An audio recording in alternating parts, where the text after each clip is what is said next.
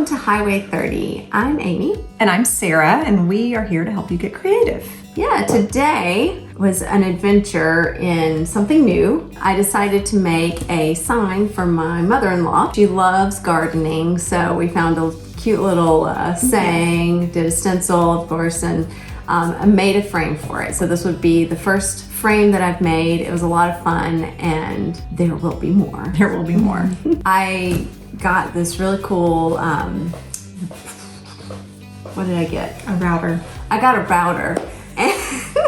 But I've never used one before. Yeah. So where did I go first? YouTube. Yes.